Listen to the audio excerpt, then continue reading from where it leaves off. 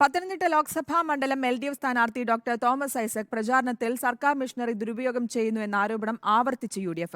പരാജയഭീതി കൊണ്ടാണ് UDF അടിസ്ഥാനരഹിതമായ ആരോപണങ്ങൾ നടത്തുന്നതെന്നാണ് LDFന്റെ നിലപാട്. തോമസ് ഐസക്കിന്റേത് തെരഞ്ഞെടുപ്പ് പെരുമാറ്റച്ചട്ട ലംഘനം തന്നെയെന്ന് DCC vice president A. Suresh Kumar പറഞ്ഞു.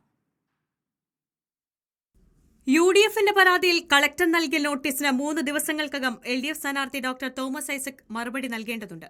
നോട്ടീസ് വിശദമായി നോക്കിയ ശേഷം മറുപടി നൽകുമെന്ന് ഡോക്ടർ തോമസ് ഐസക്കും പ്രതികരിച്ചിരുന്നു.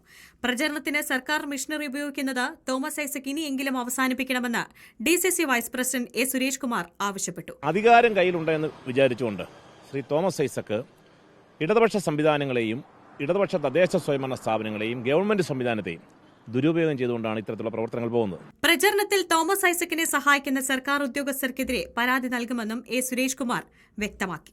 ഏതെങ്കിലും സർക്കാർ ഉദ്യോഗസ്ഥൻ ഇത്തരത്തിൽ ഈ ഇടതുപക്ഷ സംവിധാനത്തിനോടൊപ്പം നിന്നുകൊണ്ട് തോമസ് ഐസക് എന്ന് പറയുന്ന ഇടതുപക്ഷത്തിന്റെ സ്ഥാനാർത്ഥിക്ക് വേണ്ടി പ്രവർത്തിക്കുകയാണെങ്കിൽ അവർക്കെതിരെ നിയമ നടപടി സ്വീകരിക്കും. ശക്തമായ പ്രതിഷേധമുയർത്തും. സമരങ്ങളുമായി ഞങ്ങൾ മുന്നോട്ട് പോകും.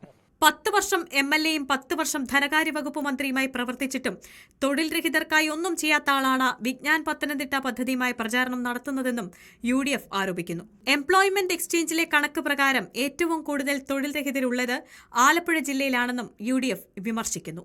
റിപ്പോർട്ടർ, പത്തനംതിട്ട.